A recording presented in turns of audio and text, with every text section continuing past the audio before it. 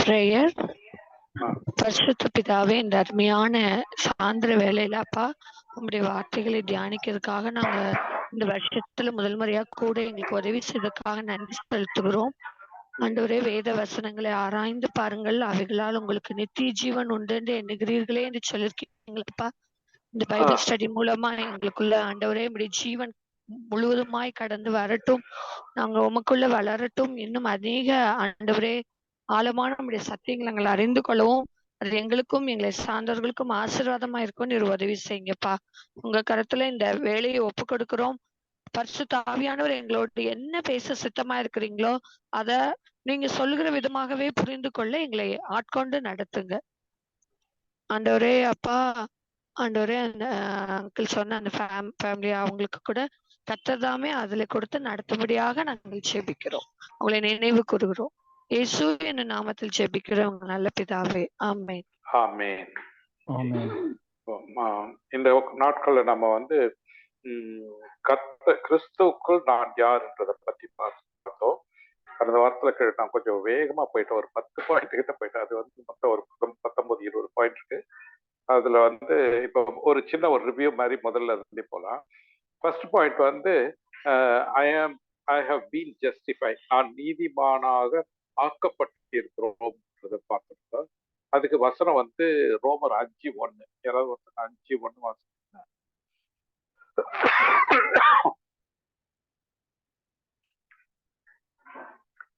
ரோமர் 5:1.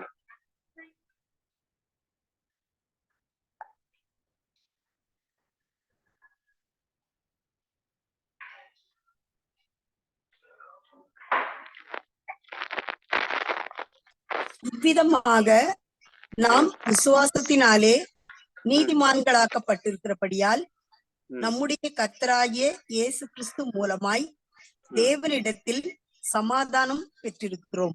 ஓகே, இதுல பிரதர் ஒரு அருமையான ஒரு காரியத்தை லாஸ்ட் டைம் பாயிண்ட் அவுட் பண்ணாரு.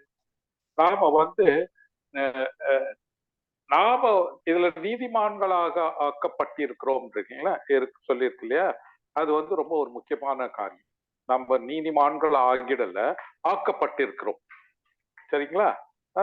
ஆகி இருக்கிறோம்ன்றது, நாம் நீதிமான்கள் ஆகியிருக்கிறோம் அப்படின்னாக்கா அதுக்கு என்ன அர்த்தம்? நம்மளுடைய முயற்சியில நம்ம நீதிமான்களா ஆகியிருக்கிறோம் அப்படின்னு அர்த்தம்.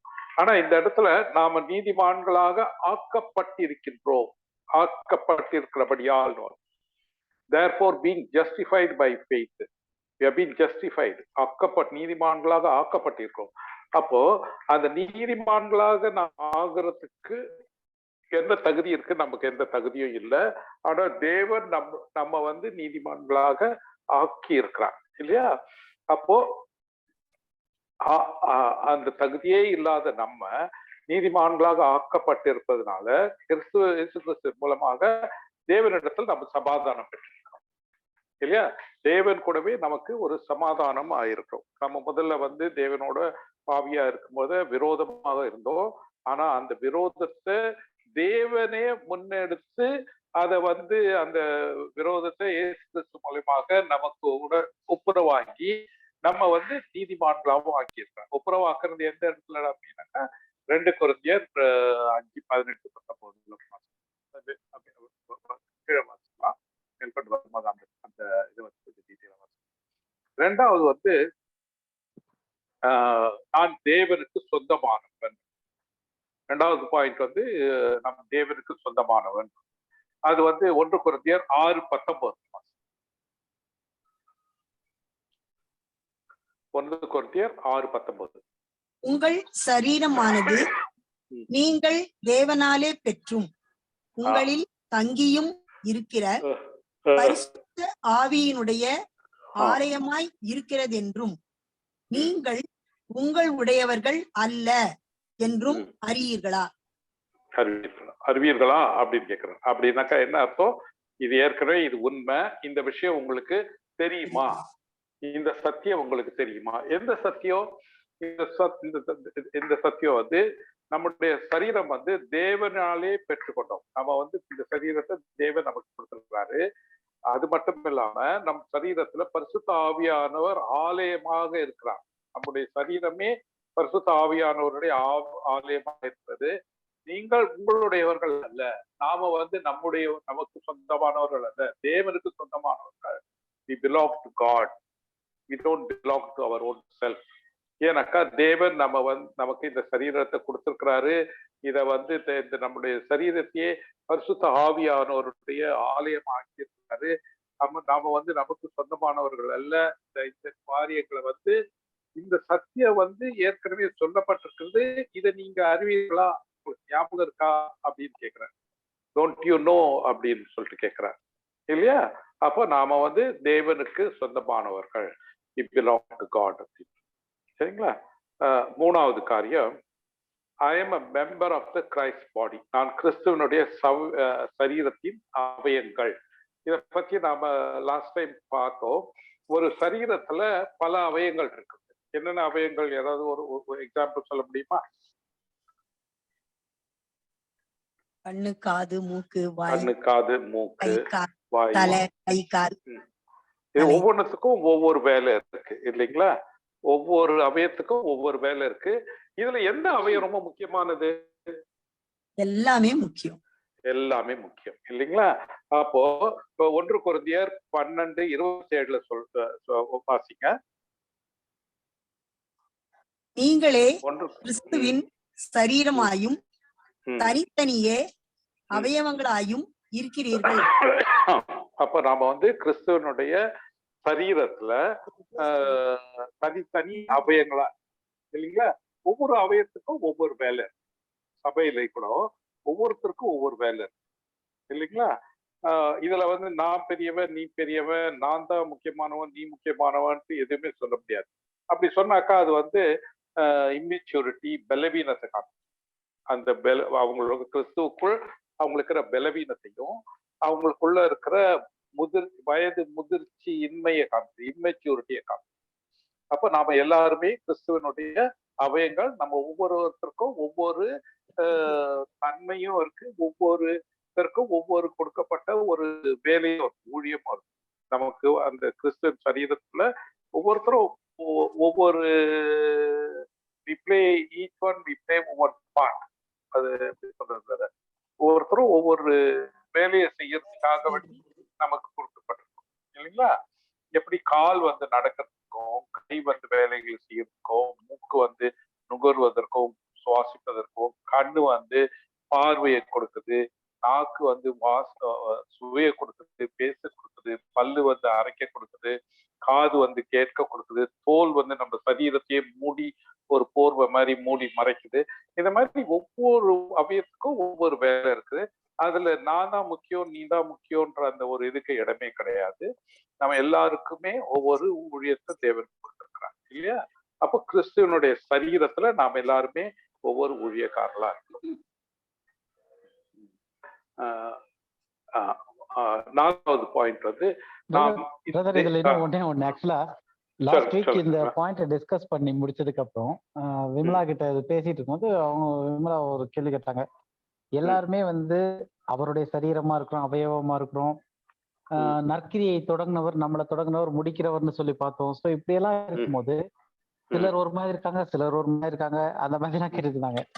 ஜஸ்ட் ஒரு தாட் தோணுச்சு. நம்ம அவயவத்தை பத்தி பேசும்போது எல்லாமே யூஸ்ஃபுல்லான அவயம் தான், ஒண்ணு கூட வேஸ்ட் ஆனதுன்னு கிடையாது உடம்புல.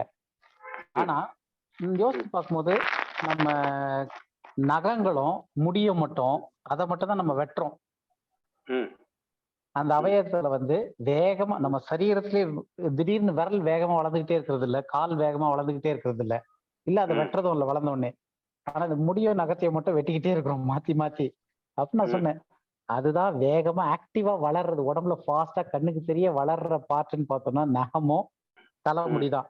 அதுதான் அதிகமா வெட்டும் வாங்குது, வளர வளர வளர வளர வெட்டு வாங்கிட்டே இருக்கு.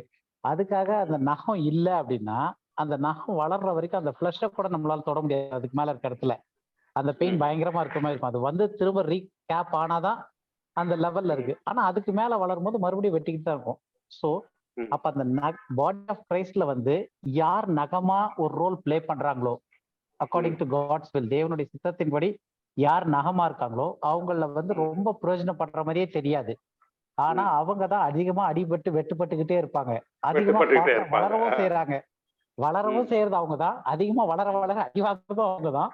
ஆனா மேஜரா தெரியாது. யார் பார்த்தாலும் வேற அவயவம் மொத்தம் சொல்லுவாங்க. ஆனா இது வெட்டுப்படுறது யாருக்கும் அவ்வளவு தெரியாது. ஆனா வாரம் ஒரு தடவை வெட்டி வெட்டி தள்ளிக்கிட்டே இருக்க மாதிரி இருக்கும் அப்படின்னு சொல்லிட்டு அவங்ககிட்ட ஒய்ஃப் விமலா கிட்ட சொல்லிட்டு இருந்தேன்.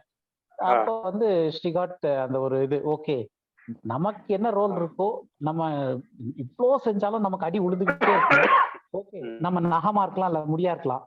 If that is the will of God, நம்ம அதை சந்தோஷமா ஏத்துக்கணும்.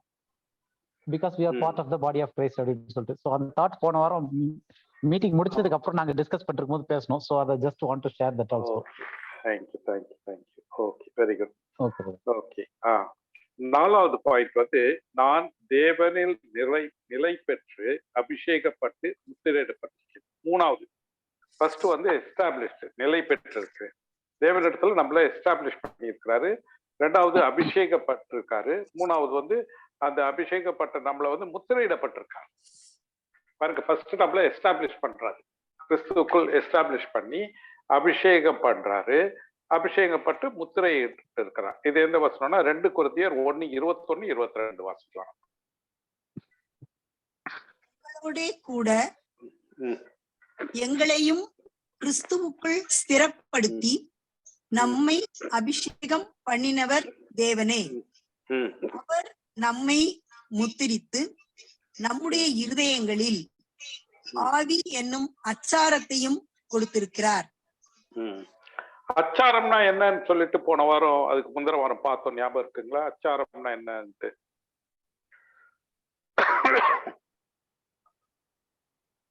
ஞாபகம் இருக்குங்களா? பரிசம் போடுறது போல. பரிசம் போடுறது. பரிசம் எதுக்கு போடுறோம்? நம்ம நிச்சயம் பண்றோம். நிச்சயம், கன்ஃபர்மேஷன், நிச்சயம் பண்றது. இந்த பிள்ளைக்கு இந்த பையன் தான் அப்படின்றத நிச்சயம் பண்றது, நிச்சயதார்த்தம் தான் பரிசம் போடுறது அப்படின்னு. அதான் அது வந்து அச்சாரம் அப்படின்வாங்க. இங்கிலீஷ்ல வந்து ஏர்னஸ்ட் அப்படின்வாங்க. ஏர்னஸ்ட் வழக்கா பிசினஸ்ல எல்லாம் ஏர்னஸ்ட் மணி டெபாசிட்னு ஒன்று இது பண்ணுவாங்க. அதாவது இந்த கான்ட்ராக்டை நான் வந்து எனக்கு அலாட் பண்ணாக்கா நான் அதை எடுத்து செய்வேன்றதுக்கு ஒரு டெபாசிட் கொடுக்கறது வந்து ஒரு நிச்சயம் கொடுக்கறதுக்கு, ஒரு அஷூரன்ஸ் கொடுக்கறதுக்கு ஏர்னஸ்ட் அப்படிங்கிறது அச்சாரம் அப்படிங்கிறது. அப்ப நம்மளை முத்திரையிட்டு நம்முடைய இருதயங்களில் ஆவி என்னும் அச்சாரத்தை கொடுத்துருக்காங்க. ஆவி வந்து அப்ப எதுக்கு, என்ன வந்து தேவன் நம்மளை முத்திரையிட்டு இருக்கிறாருன்றதுக்கான ஒரு அத்தாட்சி, ஒரு ஒரு ஆண்டவர் வந்து ஒரு பொருள் கொடுக்கிற மாதிரி பொருள் கொடுத்து உங்களுக்கு வந்து எப்படின்னாக்கா, இந்த நிச்சயதார்த்தத்தப்போ வந்து பையன் வீட்டுல இருந்தானே வந்து பொண்ணுக்கு வந்து இதெல்லாம் கொடுப்பாங்க இல்லைங்களா, நகைலாம் கொடுத்து நான் இந்த பொண்ணை நிச்சயமா கல்யாணம் பண்ணிக்கிறேன், இதுக்கு இதுதான் சாட்சின்னு சொல்லிட்டு 4 பேர் வச்சு அந்த அச்சாரம் வைக்கிறாங்க இல்லையா? அந்த மாதிரி தேவன் நம்மளை முத்திரையிட்டு, நீ முத்திரையிட்டப்பட்டிருக்கிற அப்படின்றத யாரை கொண்டு அவர் அதை நிச்சயம் பண்ற? ஆவியை கொண்டு. நம்மள பாருங்களா, முதல்ல எங்களோட கூட உங்களோட கூட எங்களையும் கிறிஸ்துவுக்குள் ஸ்திரப்படுத்துறார். ஸ்திரப்படுத்துறதுன்னா என்ன அர்த்தம்? என்ன கிறிஸ்துவுக்குள் என்ன ஸ்திரப்படுத்துறாரு? நீ ஒரு பாவி, உன்னுடைய பாவத்துக்காக இயேசு கிறிஸ்து மரித்து உயிர்த்தெழுந்து அவர் வந்து உனக்கு ரட்சிப்பையோ அந்த நித்தியத்தையோ உனக்கு கொடுத்திருக்கிறாரு. அதுக்கு அததான் வந்து அதை கிறிஸ்து மூலமா ஸ்திரப்படுத்தி நம்மை அபிஷேகிக்கிறார். அபிஷேகம் எதுக்கு பண்ணுவாங்க அப்படின்னாக்கா,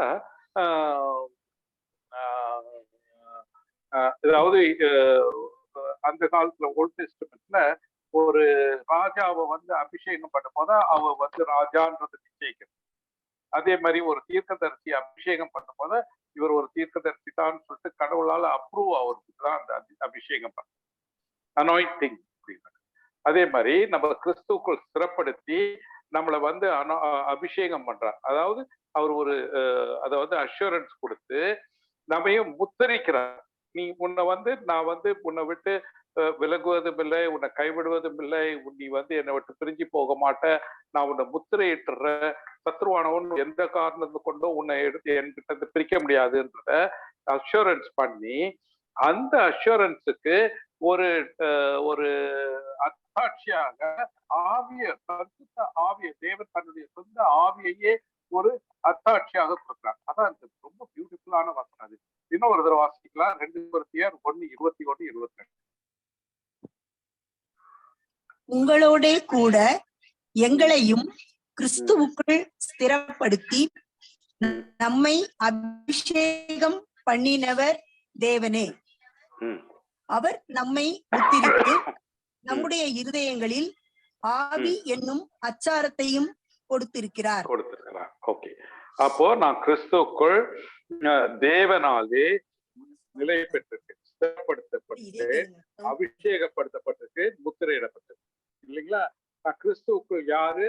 நான் கிறிஸ்துவுக்குள் தேவனாலே ஸ்திரப்படுத்தி அபிஷேகப்பட்டு முத்திரையிடப்பட்டிருக்கிறேன். ஆவி என்னும் அச்சாரத்தையும் எனக்கு கொடுத்திருக்கிறார். இந்த இதெல்லாத்தையும் ஒரு அஷ்யூரன்ஸுக்கு ஃபர்ஸ்ட் நம்ம பார்த்தோம், நாம் நீதிமான்கள் ஆக்கப்பட்டிருக்கிறோம். 2வது நம்ம தேவனுக்கு சொந்தமானவர்கள். 3வது நாம் கிறிஸ்துவின் சரீரத்தின் அவயங்களா இருக்கிறோம். இப்போ நம்மள என்ன சொல்றாரு அவரு? நாம் தேவனாலே திறப்பட்டு அபிஷேகப்பட்டு முத்திரையிடவும் பட்டிருக்கிறோம் அப்படின்றார் இல்லைங்களா? 5வது அதுக்கு போகலாம். ஏற்கனவே நம்ம இது பார்த்தது ஒரு ரிவ்யூ மாதிரி நம்ம போறோம். ஏன்னா லாஸ்ட் டைம் ரொம்ப வேகமா போயிட்டேன் அப்படின்ட்டு ஃபீல் பண்ணாங்க ஒரு சிலர். அதனால மறுபடியும் கொஞ்சம் ஸ்லோவாவே போறேன். ஏன்னா இந்த சத்தியங்களை நீங்க அதை ரியலைஸ் பண்ணும்போது, அது உள்வாங்கி கொள்ளும் பொழுது ஒரு பெரிய ஒரு அதுவா இருக்கும். நம்ம தேவனுக்கு எவ்வளவு நன்றி உள்ளவர்களா இருக்கும், ஆச்சரியமா இருக்கும். இந்த சத்தியங்கள் எல்லாம் வேதத்துல இருந்தாலும், நம்ம ஏற்கனவே படிச்சிருந்தாலும், இதை இந்த வசனங்களை நம்ம வாசிச்சிருந்தாலும், இதை உள்வாங்கி கொள்ளும் பொழுது, இதை புரிஞ்சு கொள்ளும் பொழுது, இதனுடைய அர்த்தத்தை அறிஞ்சு அதை ரியலைஸ் பண்ணும் பொழுது ஒரு ஒரு பயங்கரமான ஒரு சாட்டிஸ்பாக்சனும், ஒரு தேவன் மேல நமக்கு இருக்கிற இன்னும் இவ்வளவுலாம் நம்மளை பண்ணி வச்சிருக்கிறாரேன்ற ஒரு இது வரும் பொழுது அது ஒரு பெரிய ஆசீர்வாதமா இருக்கும். மெயினா நமக்கு கஷ்டங்கள் இதெல்லாம் வரும்போது, நான் கிறிஸ்துக்குள் நான் யாரு, துன்பங்கள் சோதனைகள் எல்லாம் வரும்போது நான் கிறிஸ்துக்குள்ள யாரு அப்படின்றத நீங்க நினைச்சு பார்க்கும்பொழுது ஒரு பெரிய ஆறுதலா இருக்கும். நம்ம பலனாவும் இருக்கும் இந்த காரியங்கள். சரிங்களா? 5வது என்ன பார்க்கிறோம்? தேவன் என்னிடத்தில் தொடங்கின நற்கிரியை அவரே நிறைவு செய்வார் என்று நான் உறுதியாக நம்புகிறேன். தேவன் என்னுள்ள கிறிஸ்துக்குள் என்னிடத்துல தொடங்கின நற்கிரிகைகளை அவரே நிறை செய்கிறார் இல்லையா? இதை பிலிப்பியர் 1:5 வரும். தமிழ் 5 வரும், இங்கிலீஷ்ல 6 வரும்.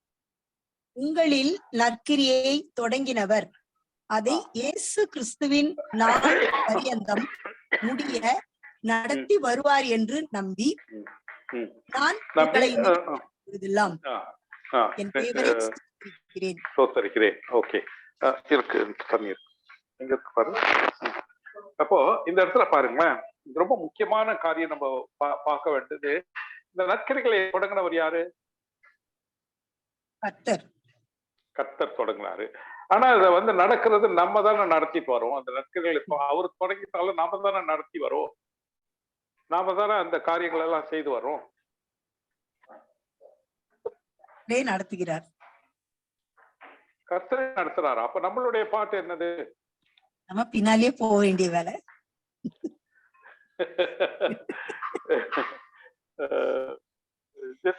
என்ன நினைக்கிறமா நீ? தேவன் தொடங்கினாரு, கரெக்ட், ஓகே. ஆனா அந்த நற்கிரிகளை நாம தானே செய்யணும். ஓ, கண்மணி கார்த்திகேயன் 2 பேரும் வந்துட்டாங்க. Praise the Lord.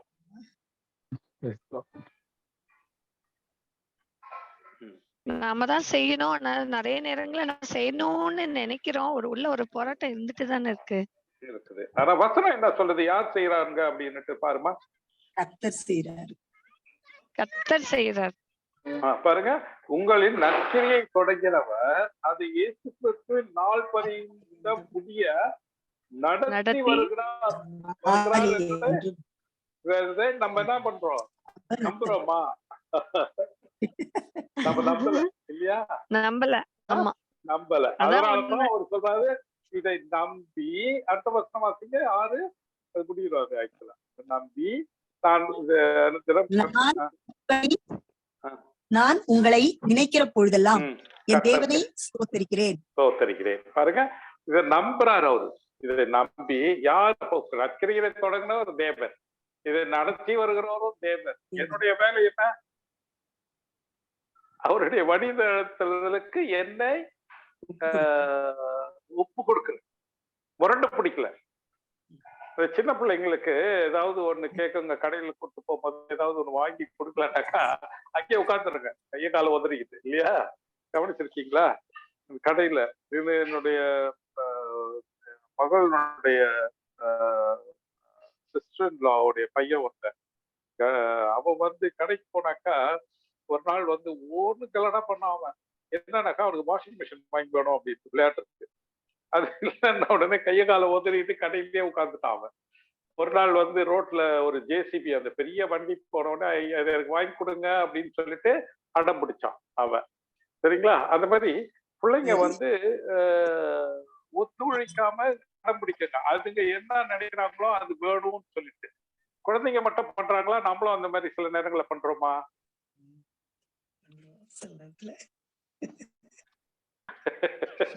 நாமளும் சில நேரத்துல நான் நினைச்சதுதான் வேணும், எனக்கு ஆண்டவரே இதுதான் எனக்கு கொடுக்கணும், நீங்க எனக்கு இதுதான் வேணும் அப்படின்னு சொல்லிட்டு என்ன பண்றோம், ஆண்டவர்கிட்ட உரிமையா கேட்கிறோன்ற இதுல கேட்கிறோம், இல்லையா? சில நேரத்துல இல்ல பிரதர், அது பல நேரத்துல நடக்குது. பல நேரத்துல நடக்குது. அதுலயும் இப்பெல்லாம் சரி, இது எப்படி இது, அதாவது இந்த இதுக்கு நான் சும்மா ஓப்பனா டக்குன்னு தாட் வந்துச்சு.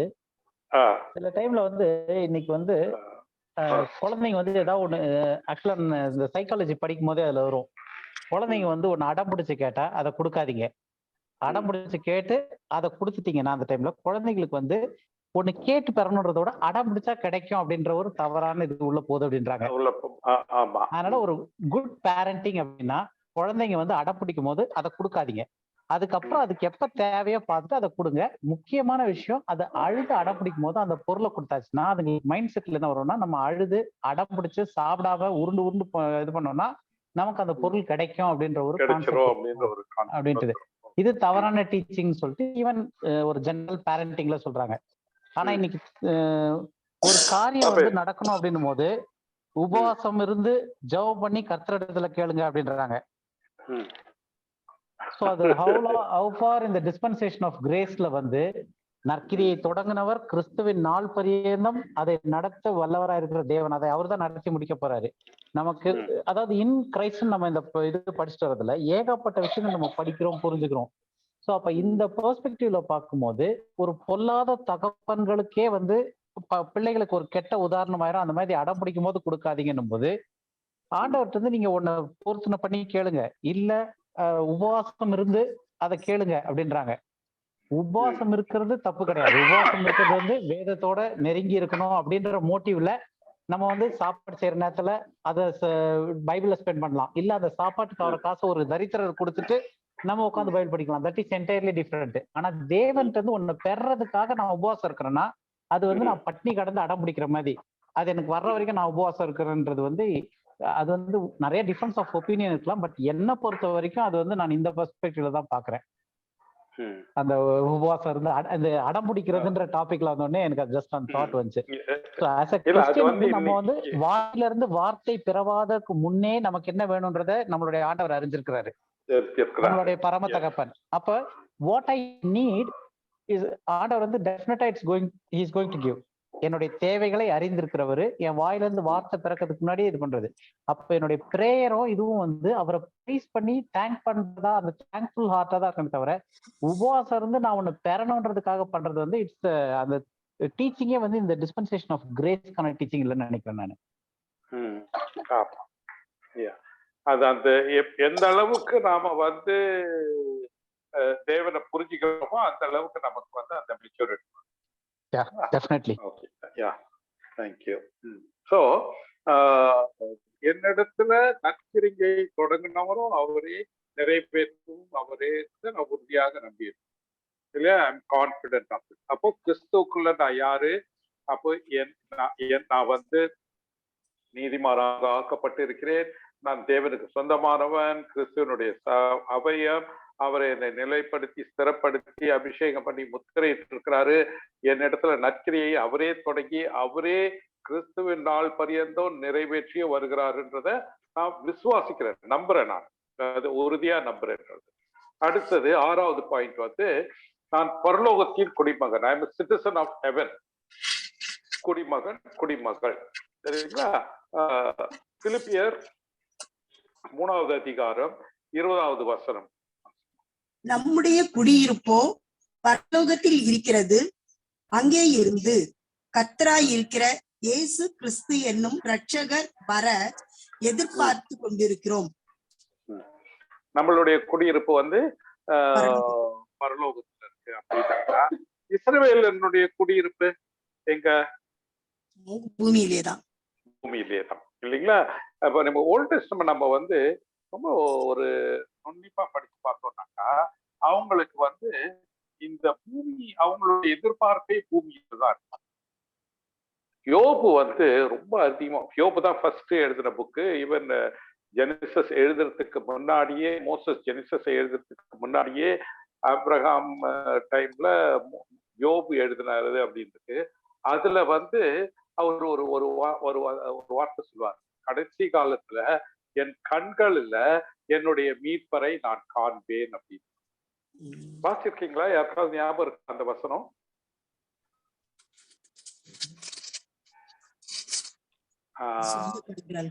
அந்நிய கண்களால் அல்ல, அந்நிய கண்களால் 40ல வரும். யோபு 40 கிட்ட சொந்த கண்களால் பார்ப்பேன். நான் இந்த வசனத்தை வாசிச்சது இல்லை, ஆனா நிறைய ப்ரீச்சர்ஸ் வந்து ப்ரீச் பண்ணி கேள்விப்பட்டிருக்கேன்.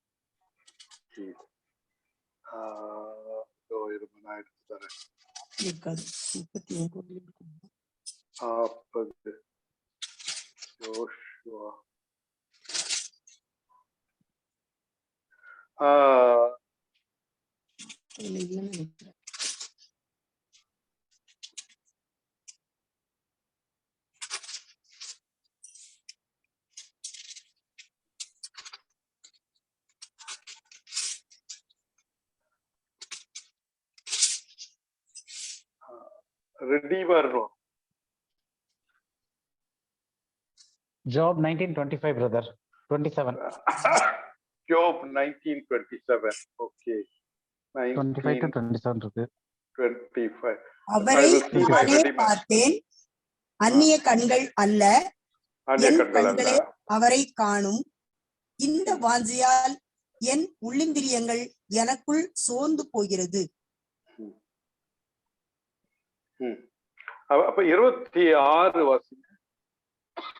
25 இருக்கு. என் மீட்பர் உயிரோடு இருக்கிறார் என்றும் கடைசி நாளில் பூமியின் மேல் என்றும் நான் அறிந்திருக்கிறேன். பாருங்க, ஒரு நிமிஷம். Upon the earth. Upon the earth. அவர் பூமியில் மேல் நிற்பார் என்று நான் அறிந்திருக்கிறேன். அவர் கடைசி நாளில் என் மீட்பர் உயிரோடு இருக்கார். முதல்ல வந்து அவருக்கு அந்த அவருடைய மீட்பர் வந்து, அவருடைய ரெடீமர் வந்து உயிரோடு இருக்கிறார் நம்புறாரு. அவர் செத்து போன ஒரு தேவன் கிடையாது, உயிரோடு இருக்கிறாரு. அவரை கடைசி நாளில் பூமியின் மேல் நிற்பார் என்று நான் அறிந்திருக்கிறேன். இந்த தோல் முதலானவை அழுகி போன பின்பு அப்படின்னாக்கா, நான் செத்து மடிச்சு அழுகி போன பின்பு நான் என் மாமிசத்தில் இருந்து தேவனை பார்த்தேன். இப்ப இந்த வசனம் இருக்கு இல்லைங்களா, 26, ரொம்ப கான்ட்ரவர்ஷியலான வசனம். உலகத்தின்படி பார்த்தோம்னாக்கா, உலக பிரகாரம் படி பார்த்தோம்னாக்கா ரொம்ப கான்ட்ரவர்ஷியலானது, ஒரு மாதிரி ஏற்றுக்கொள்ள முடியாதது. அந்த unless you have the faith, அந்த விசுவாசம் இல்லைனாக்கா, உயிர்த்தெழுதலை குறித்த விசுவாசம் இல்லைனாக்கா, இது வந்து ஒரு மாதிரி ரொம்ப அபத்தமான வசனமா இருக்கும். ஏன்னா இந்த இடத்துல என்ன சொல்றாரு பாருங்க, என் தோல் முதலானவை அழுகி போன பின்பு நான் என் மாம்சத்திலே இந்த தேவனை பார்ப்பேன். இங்கிலீஷ்ல எப்படி வருதுமா ஜெசி? Though after my skin warmth destroy this body, yet in my flesh shall I see God. I will see God. இல்லைங்களா? அப்போ அவர் எங்க பார்க்குவேன் அப்படிங்கிறாரு, இந்த பூமியில பார்க்குவேன் அப்படிங்கிறார். இல்லைங்களா? உபாகமத்துல சரி, ஓல்ட் டெஸ்டமென்ட் ஃபுல்லா படிச்சீங்கன்னாக்கா, அவங்களுக்கு வந்து கடைசியில இருக்கிற தேவனுடைய ராஜ்யம் பூமியில தான். இவருக்கு ஆபிரகாமுக்கு என்ன சொல்றாரு, உனக்கு என்றென்றைக்கும் இந்த பெரிய நதி முதல் கொண்டு இப்ராட்டஸ் நதி முடிய நான் இந்த தேசத்தை நான் உனக்கு தருவேன் அப்படின்றார். சரிங்களா? 400 வருஷம் கழிச்சு அது ஆதியாகமம் 15வதுல ஆண்டவர் ஒரு தரிசனம் கொடுத்து அவரோட உடன்படிக்கை லேண்ட் உடன்படிக்கை செய்யும் பொழுது, நீ 400 வருஷம் உன்னுடைய சந்ததிகள் வந்து அந்நிய தேசத்துல அடிமையா இருப்பீங்க, அதுக்கப்புறமா நான் வந்து கூட்டிட்டு இந்த கானான் தேசத்துல இருக்க 10 குடியிருப்புகளை வந்து துரத்தி அடிச்சுட்டு அந்த இடத்த வந்து அந்த தேசத்தை நான் உனக்கு தருவேன். எவ்வளவு தூரத்துல தருவேன் அப்படின்னாக்கா, பெரு நதி முதல் கொண்டு இப்ராட்டஸ் நதி முடிய, பெரு நதிங்கிறது வந்து நைல் நதி முதல் கொண்டு இப்ராட்டஸ் நதி முடிய இருக்கிற தேசத்தை உனக்கு நான் தருவேன் அப்படிங்கிறேன், என்றென்றைக்கும் தருவேன் அப்படிங்கிறேன். அப்போ அவர்களுடைய அவங்க பார்த்திருந்த அவங்களுடைய நோக்கமே, அவங்களுடைய தொலைநோக்கே எதுல இருந்து? பரலோகத்துல இல்ல, அந்த கானான் தேசத்துலதான் இருக்கு. சரிங்களா? ஆனா நமக்கு வந்து என்ன சொல்றாரு? நம்முடைய குடியிருப்போ பரலோகத்தில் இருக்கிறது. பரலோகத்தில் இருக்கிறது. அங்கிருந்து கர்த்தராகிய இயேசு கிறிஸ்து என்னும் ரட்சகர் வர எதிர்பார்த்து காத்து கொண்டிருக்கிறோம். சரிங்களா? இது ரொம்ப முக்கியமான ஒரு காரியம். நிறைய பேர் வந்து இல்லைங்களா, அந்த மெயினான பிரச்சனை என்னன்னாக்கா, யூதர்கள் யாரு, இயேசு கிறிஸ்து மேசியாக ஏற்றுக்கொண்ட சிறுமந்தை யாரு, கிறிஸ்துவனுடைய சரீரம் யாரு, அவிவிசுவாசிகள் புறஜாதிகள் யாருன்றதை பிரிச்சு பார்க்காம பைபிளை வாசிக்கும் பொழுது இந்த பிரச்சனைகள் வரும். இன்ஃபேக்ட் ஜெசிந்தா ஸ்டீபன் வந்து ஒரு கேள்வி கேட்டிருந்தாங்க. அதுக்கான பதில வந்து நானும் பிரதரும் கொஞ்சம் ரொம்ப டீட்டெயிலா ஒர்க் பண்ணிட்டு அது ஒரு சப்ஜெக்டாவே எடுக்கலாம் அப்படின்னு. அவங்க கேட்டது என்னதுனாக்கா, சிறுமந்தை வந்து பரலோகத்துக்கு வராது, பூமியிலே தான் தங்கி இருக்க போறாங்க, அவங்களுடைய டெஸ்டினேஷனே வந்து பூமியில தான் அப்படின்றத வந்து எப்படி நீங்க சொல்றீங்க, அது எனக்கு அதை பத்தி டீட்டெயிலா சொல்லுங்க அப்படின்னு நானும் பிரதரும் உட்கார்ந்து இது பண்ணியிருக்கோம். அது வந்து ரொம்ப டீட்டெயிலான ஒரு இதுவா இருக்கிறதுனால சிஸ்டருக்கு தனியா சொல்லாம நம்ம ஒரு சப்ஜெக்டாவே எடுத்து அதை பேசலாம் அப்படின்றோம். ஏன்னா அதுல வந்து நிறைய ரொம்ப டீட்டெயிலா எடுத்துட்டு இருக்கிறதுனால நிறைய வசனங்கள் எடுத்துட்டு வரனால அதை வச்சு பேசலாம் அப்படின்னு சொல்லிட்டு இருக்கோம். ஜெசிதா, நான் வந்து இப்போ இன்னும் ஒரு 2-3 வீக்ஸ் எது முடிச்சதுக்கு அப்புறமா டூல்ஸ்ன்னு சொல்லிட்டு இந்த டூல்ஸ் என்னது, பைபிள் ஸ்டடி டூல்ஸ், அது என்னது, ரைட் டிவிஷன் டூல்ஸ்ன்னு சொல்லிட்டு, பைபிள் ரைட் டிவிஷன் டூல்ஸ்ன்னு சொல்லிட்டு ஒரு இது எடுப்போம். அதோடு சேர்ந்து நடுவுல வந்து இதையும் சேர்த்து எடுக்கலாம். சரிங்களா? ஓகே. அப்போ நம்மளுடைய குடியிருப்பு வந்து 6வது பாயிண்ட், நம்மளுடைய குடியிருப்பு வந்து பரலோகத்துல. சரிங்களா? 7வது பாயிண்ட், நான் கிறிஸ்துவனுடனே தேவனுக்குள் மறைந்திருக்கிறேன் அப்படின்ற வாசிக்கணும். கொலோசியர் 3:3.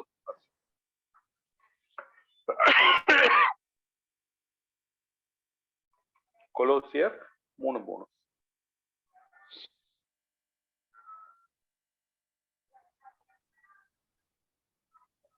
ஏனெனில் மாம்சத்தின் மேல் நம்பிக்கையாய் இராமல்,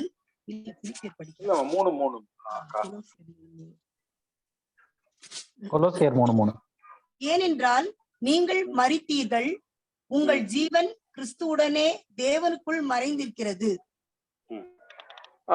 நாம ஏனென்றால் நீங்கள் மரித்தீர்கள் அப்படின்னு சொல்லியிருக்காரு இல்லைங்களா? நாம எப்ப மரித்தோம், எப்ப வந்து உயிர்த்தெழுந்தோம், எப்போ நம்ம வந்து ஜீவன் கிறிஸ்துக்குள்ள மறைந்திருக்கிறது, நம்ம எப்போ மரித்தவர்களா இருந்தோம், எப்ப நாம ஜீவன் பெற்றோம், எப்படி அந்த ஜீவன் கிறிஸ்துவனுடனே கூட தேவனுக்குள் மறைந்திருக்கிறது. பாருங்க, நம்மளுடைய ஜீவன் வந்து கிறிஸ்துவனுடைய ஜீவனோடு கூட தேவனுக்குள் மறைந்திருக்கிறது. ஃபர்ஸ்ட் இந்த கிறிஸ்துவனோட கூட என்னும் பொழுது எப்படி அதை நம்ம புரிஞ்சுக்கிறது? உங்கள் ஜீவன் கிறிஸ்துவனுடனே கூட அப்படின்னு இருக்கு. இங்கிலீஷ்ல your life is hid with Christ in God வரும். சரிங்களா? உங்கள் ஜீவன் கிறிஸ்துவனுடனே தேவனுக்குள் மறைந்திருக்கிறது அப்படின்னாக்கா, எப்படி நம்மளுடைய ஜீவன் கிறிஸ்துவனுடனே கூட தேவனுக்குள் மறைந்திருக்கிறது? நம்மளுடைய ஜீவனும் கிறிஸ்துவனுடைய ஜீவனும் தேவனுக்குள் மறைந்திருக்கிறது அப்படின்றத நம்ம எப்படி புரிஞ்சுக்கலாம்?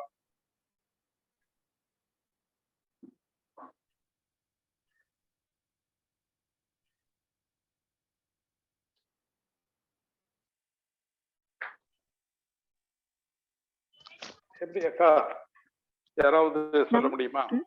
நம்ம பாடி ஆஃப் த கிரைஸ்ட், அவர் வந்து ஹெட். சோ ஜீவன் வந்து நம்மளுடைய ஜீவன் அவரோடு கூட மறைந்திருக்கு. ஆமா, கரெக்ட். ஓகே.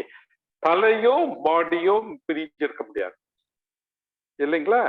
தலையும் பாடியும் பிரிஞ்சிருக்க முடியாது. தலையும் பாடியும் சேர்ந்து இருந்தாதான் ஜீவன் உள்ளதா.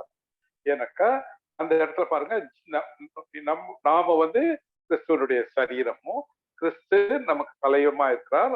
நம்ம ரெண்டு பேர் நாம ஒரே யூனிட் ஆகி, கிறிஸ்துவனோட கூட ஒரே யூனிட் ஆகி தேவனுக்குள் மறைந்திருக்கிறோம் அப்படின்னா, தேவன் வந்து நம்மளை வந்து மறைச்சு வச்சிருக்கிறார். அப்படின்னா என்ன அர்த்தம்? ஏன் ஒளிச்சு வச்சிருக்கிறாரு? We are hid in Christ. போது என்ன அர்த்தத்துல புரிஞ்சுக்கலாம்? அத hid with Christ in God. தேங்காய் இருக்கன்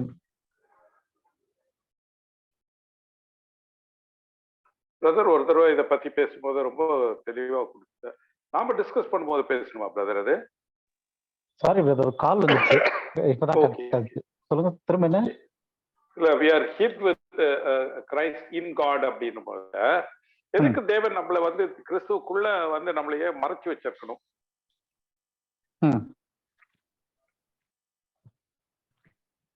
இது வந்து நம்ம இந்த இதுல பார்த்தோம், இதுக்கு முன்னாடி நம்ம எடுத்திருந்தோம் இல்லையா சப்ஜெக்ட், அதுல பார்த்தோம். அதான் கேட்கிறேன் நானு, எதுக்கு மறைச்சு வச்சிருக்காரு? எல்லா தீங்குக்கும் விலக்கி காக்கிறதுக்காக நம்மள மறைச்சு, எல்லா தீங்குக்கும் விலக்கி காத்துறதுக்காக நம்மள வந்து மறைச்சிருக்காங்க. ஆனாலும் நமக்கு தீங்கு வருதே. but we are not we don't get body to the thing இல்ல. தீங்கு வருது, கர்த்தர் நம்மள விலக்கி காக்குறாரு. இல்ல, தீங்குன்றது வந்து பவுலுக்கு வராத தீங்கா நமக்கு வந்துற போது. It is not talking regarding the thing or the problems which we are facing. ஏன்னா இந்த உலகத்தினுடைய பாடுகள் வந்து வரப்போற மகிமைக்கு கம்பேர் பண்ணும்போது ஒண்ணுமே கிடையாதுன்றது. ஸோ வேற பிரச்சனைகள் இருக்கு. அப்போ hid with Christ in God அப்படின்றது வந்து பொசிஷனலி, இது வந்து நம்மளுடைய ஸ்டேட்டஸ். பொசிஷன்ல நம்ம கிறிஸ்துவுக்குள்ள நம்ம வந்து கிறிஸ்துவனுடைய சரீரமா இருக்கிறோம் அப்படின்னா, நம்ம பொசிஷனலா இப்ப எங்க இருக்கோம்னா, நம்ம ஆக்சுவலா இன்னும் பிசிக்கலா சாவல. அதாவது இந்த பிளஷ் வந்து இன்னும் டெத்ன்ற பாயிண்ட் அட்டன் பண்ணல. பட் இங்க என்ன சொல்லுது? நீங்கள் மரித்தீர்கள். So positionally we are dead. உங்கள் ஜீவன் கிறிஸ்துவுடனே கூட மறைந்திருக்கிறது. அப்போ அதுவும் வந்து இட் இஸ் அவர் ஸ்டேட்டஸ் இன் கிரைஸ்ட். அப்ப நம்மளுடைய ஸ்டேட்டஸ் என்னன்னா, கிறிஸ்துவுக்குள்ள மறைச்சு வச்சிருக்கிறதுனா ஒரு புதை பொருள். மறைஞ்சிருக்கிறதுனா அதை கண்டுபிடிக்கிறதே கஷ்டம். அது எங்க இருக்கு, யாரோட இருக்குன்றது 2 பாயிண்ட் இருக்கு. ஸோ கிறிஸ்துவுடனே தேவனுக்குள் உன்னதத்துல மறைச்சு வச்சிருக்கு. ஸோ அங்க வந்து யாரும் போய் அதை அப்ரோச் பண்ணி அதை திருட முடியாது. So you cannot lose your life அப்படின்னும் போது நம்ம வந்து we cannot lose our life. இதைதான் வந்து பாடி ஆஃப் கிரைஸ்ட் சொல்றதே வந்து அந்த லிட்டில் ஃபிளாக் சொல்லும் போது இறுதி பரிந்த நிலைத்திருக்கவனே ரட்சிக்கப்படுவான் அப்படின்ற வார்த்தைக்கும், கிறிஸ்து உங்களை முத்திரிச்சிருக்காரு, மீட்கப்படும் நாளுக்கென்று முத்திரையாக பெற்ற பரிசுத்தாவை துக்கப்படுத்தாதீங்க, நீங்க பரிசுத்த ஆவியினால மீட்கப்படும் நாளுக்கென்று முத்திரிக்கப்பட்டிருக்கீங்க, உங்களுடைய ஜீவன் கிறிஸ்துவோடு கூட தேவனுக்குள் மறைந்து உன்னதத்திலே வைக்கப்பட்டிருக்குன்னும் போது அது வந்து அந்த சீலிங், அந்த protection. We cannot lose our salvation. நம்மளுடைய ரட்சிப்பை நம்ம இழக்க முடியாது. இது வந்து நம்மளுடைய ஜீவன், தேவன் கொடுத்த அந்த ஜீவன் பொசிஷனலி அது பத்திரமா ஸ்டோர் ஆயிருக்கு. ஸோ அதுதான். மற்றபடி பிரச்சனைகள் இங்க உலகத்தினுடைய பாடுகள் வந்து கிறிஸ்துவை பின்பற்றுகிறவர்களுக்கு மற்றவங்களை காட்டிலும் அதிகமான பிரச்சனை வரும். Lot of things we have to face. ஆனா எந்த ஒரு சோதனையிலையும் இப்ப நம்ம விழுந்தே போனாலும், திரும்ப நம்ம எழுந்திரிச்சாலும் விழுந்தாலும் எழுந்திரிச்சாலும் அது வந்து நம்மளுடைய ரட்சிப்பை பாதிக்காது. ஆனா அதே சிறுமந்தைக்கு வந்து அவங்க to the point of death, இறுதி பரிந்தம்ன்றது அதான். அந்த பாயிண்ட் ஆஃப் டெத் வரைக்கும் இறுதி பரிந்தம் நிலைத்திருக்கவனே ரட்சிக்கப்படுவான். அப்படி இல்லாம இடையில விட்டானா he may lose his salvation. அப்ப அந்த ஒரு டிஃபரன்ஸ் வந்து பாடி ஆஃப் கிரைஸ்டுக்கும் லிட்டில் ஃபிளாக்கும் இருக்கு. ஏன்னா little flock is not the body of Christ. இயேசு கிறிஸ்து தலையாகவும் சரீரம் வந்து சபையாகவும் இருக்கக்கூடிய இந்த ஸ்லாக்கியத்துல வந்து ஒரே யூனிட்டா மாறிடுறதுனால இது டோட்டல் யூனிட் வந்து இப்ப நான் வந்து உதாரணத்துக்கு தேவனுடைய சரீரத்துல நான் கையா இருக்கேன், ரைட் ஹேண்டா இருக்கேன். இப்ப நான் வந்து என் ரட்சிப்பை இழக்க மாதிரி ஏதோ ஒன்று செய்யறேன், ரட்சிப்பை இழக்க முடியும்னு ஒரு டீச்சிங் இருக்கு இல்லையா? இந்த கிருபையின் காலத்துல நம்மளுடைய ரட்சிப்பை நம்ம செய்கை மூலமா இழக்க முடியும்ன்ற டீச்சிங் கரெக்டா அப்ளை ஆகுது அப்படின்னா, நான் வந்து பாடி ஆஃப் கிரைஸ்ட்ல கையா இருக்கேன். நான் என் கை வந்து எந்த டைம்லயும் நான் ஒரு தப்பு பண்ணேன் அப்படின்னா பாடி ஆஃப் கிரைஸ்ட்ல இருக்க அவருடைய கையே வெட்டப்பட்டு குப்பைக்கு போயிட வாய்ப்பு இருக்கு. அப்ப இயேசு கிறிஸ்துவனுடைய பாடியில கை இல்லாம குறையோடு போற மாதிரி இருக்கும். Body of Christ is perfect. அப்ப அந்த பர்ஃபெக்ட்னஸ் ஏன் வருது அப்படின்னா, என்னுடைய சுய நீதினால தேவன் இந்த கையை சேர்த்திருந்தாரு, இந்த காலை சேர்த்திருந்தாருன்னா அது குறைவுள்ளதா இருக்கும். மாறா என்னுடைய பாவத்தை அவர் எடுத்துக்கிட்டு இம்ப்யூட்டட் ரைச்சியஸ்னஸ்னு ஒரு வார்த்தையை சொல்றாங்க. அதாவது இம்ப்யூட்டட் ரைச்சியஸ்னா நமக்கு சம்பந்தம் இல்லாத ஒரு பொருள் நம்ம மீது வைக்கப்படுது. So that is imputation. அப்ப அவருடைய நீதியை நம் மீது வச்சனால இன்னைக்கு இந்த கை வந்து எந்த தப்பு பண்ணாலும் இதை வெட்டி குப்பையில போட வேண்டிய அவசியம் கிடையாது பாடி ஆஃப் கிரைஸ்ட்ல. அப்ப பாடி ஆஃப் கிரைஸ்ட்ல இருக்கக்கூடிய அந்த members of the body of Christ Bible சொல்லுது, அவங்க வந்து என்னைக்குமே they are not going to lose their salvation. அவங்க ரட்சிப்பை இழக்க முடியாது.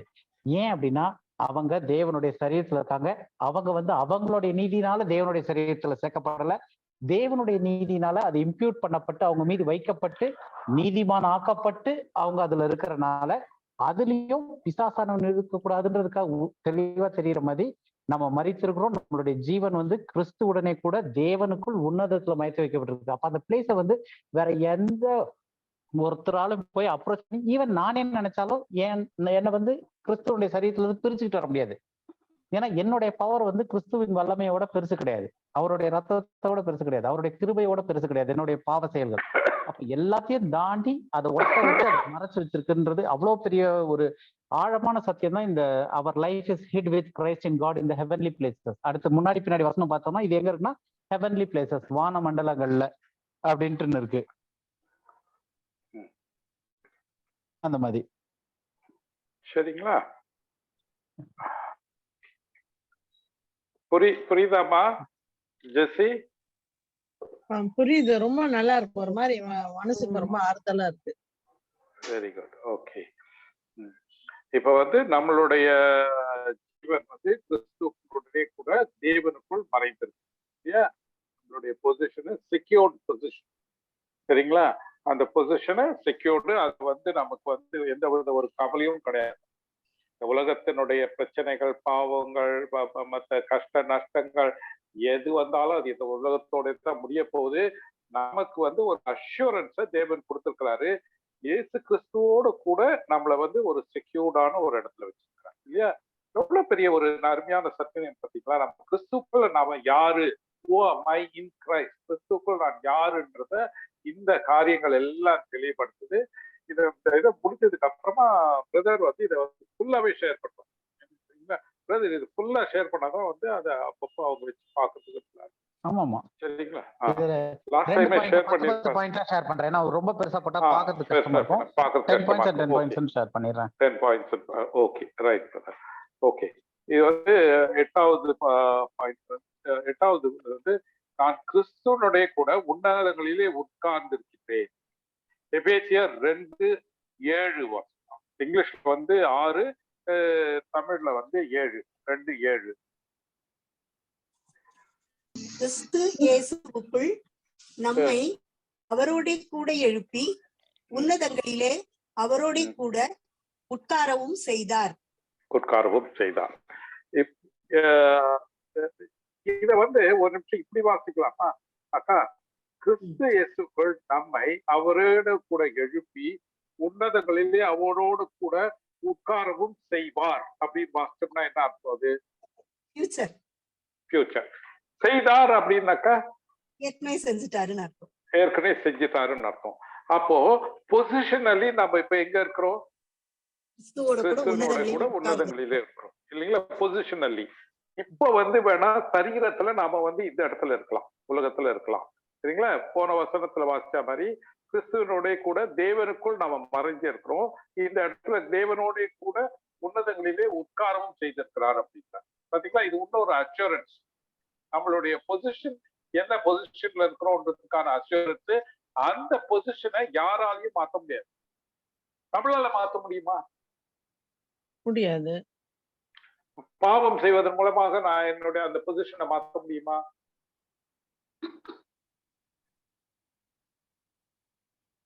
என்ன செஞ்சாலும் மாற முடியாது, மாற்ற முடியாது.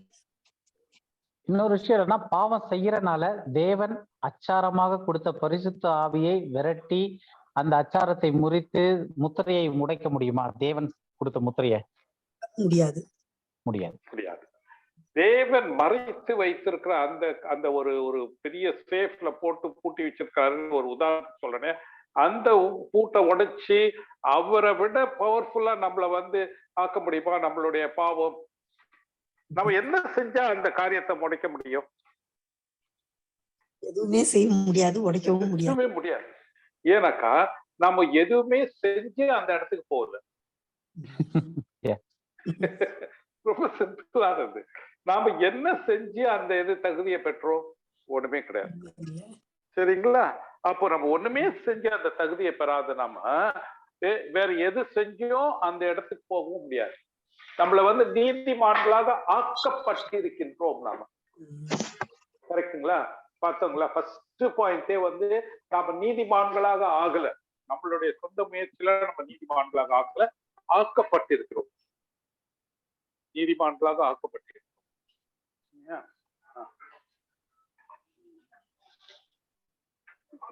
கரண்ட் போயிடுச்சு.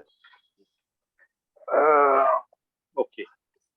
அப்போ இந்த பாயிண்ட் வந்து நாம வந்து அவருடைய உன்னதங்களிலே அவரோட கூட உட்காரவும் செய்தார் அப்படின்னு கேட்டு, சரிங்களா? 9வது பாயிண்ட், பரலோகத்தில் ஆவிக்குரிய எல்லா ஆசீர்வாதங்களாம் நாம் ஆசீர்வதிக்கப்பட்டிருக்கிறோம்.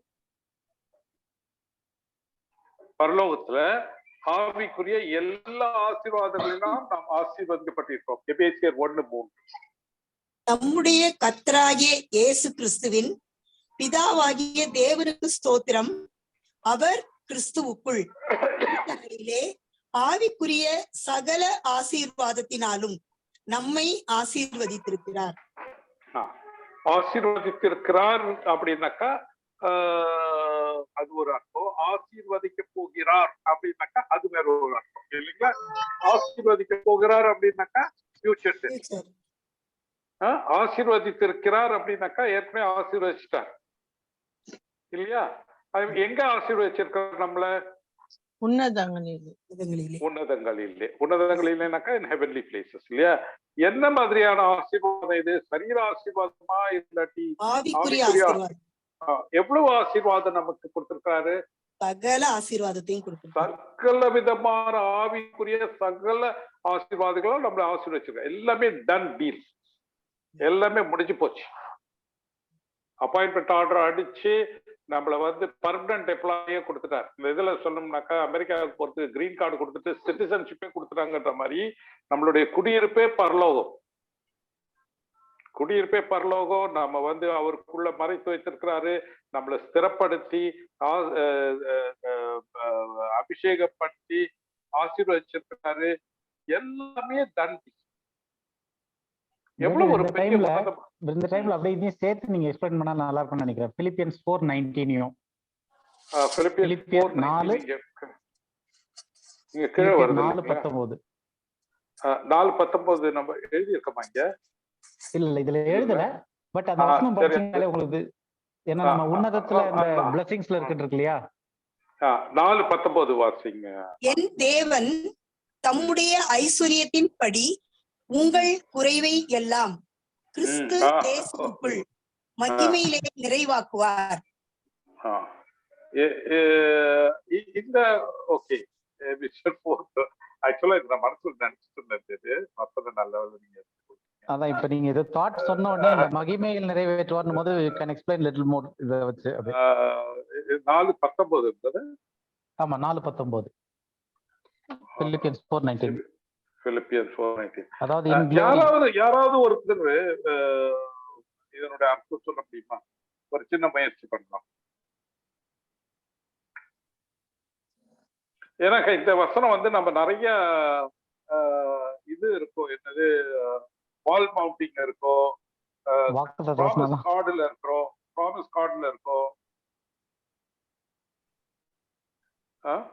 இந்த வசனம் இந்த வசனம் வந்து நமக்கு ரொம்ப பழக்கப்பட்ட ஒரு வசனம். எது Philippians 4:19? ஆமா, Philippians 4:19. பாருங்க, என் தேவன் தம்முடைய ஐஸ்வர்யங்களின்படி உங்களை குறைகள் எல்லாம் கிறிஸ்து இயேசுக்குள் மகிமையிலே நிறைவேற்றுவார் அப்படின்னு சொல்லிட்டு இன்னைக்கு எல்லாரும் இது காலகட்டத்தால வர ஒரு யூஸ்வலான வசனம் இது.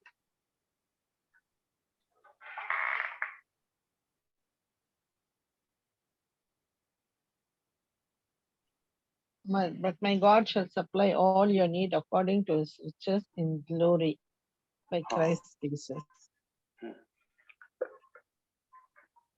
என்ன சொல்லுது இந்த வசனம்?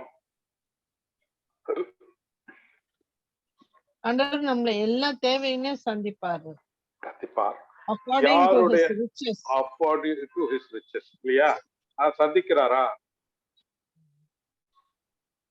நமக்கு என்ன தேவையோ அதை கொடுக்கறாருல்ல. எவ்வளவு தேவைகள் இந்த வசனத்தின் அடிப்படையில அடிப்படையில கொடுக்கறாரா?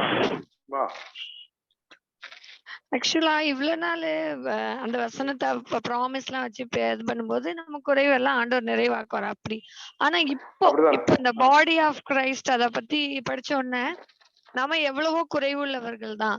ஆனா நம்ம கிரைஸ்டோட இணைந்திருக்கிறதுனால நம்முடைய குறையெல்லாம் அவரோட இணைந்திருக்கிறதுனால நிறைவாகுது. சரி, அப்படின்னு தோணுது. Okay, very good. ஓகே, இன்னொரு ஒரு क्वेश्चन ஒன்னு அதோட ஆட் பண்ணிடுறேன் பிரதர். இப்ப நம்ம இவ்வளவு நேரம் வந்து பாடி ஆஃப் கிரைஸ்ட்ல நிறைய விஷயங்கள் பார்த்துட்டு இருந்தோம். எல்லாமே வந்து நீங்கள் மரித்தீர்கள், உங்கள் ஜீவன் அங்க உன்னதத்துல இருக்கு, நீங்க உன்னதத்துல எல்லா ஆசிரியர்களும் ஆசீர்வதிக்கப்பட்டிருக்கிறீர்கள்னு எல்லாமே பாஸ்ட் டென்ஸ்ல வந்துகிட்டு இருக்கு. கவனிச்சிங்களா? எதுவுமே ஃபியூச்சர் டென்ஸ்ல பாடி ஆஃப் கிரைஸ்ட்க்கு சொல்ற மாதிரி சொல்லவே இல்லை. ஆனா இந்த வசனத்துல வந்து இது ஏற்கனவே நம்மள ஆசீர்வதிச்சுட்டான்னு இருக்கா இந்த ஆசீர்வாதம், இல்ல இது ஃபியூச்சர்ல நடக்கிற மாதிரி இருக்கா? இனிமே நடக்கணும்.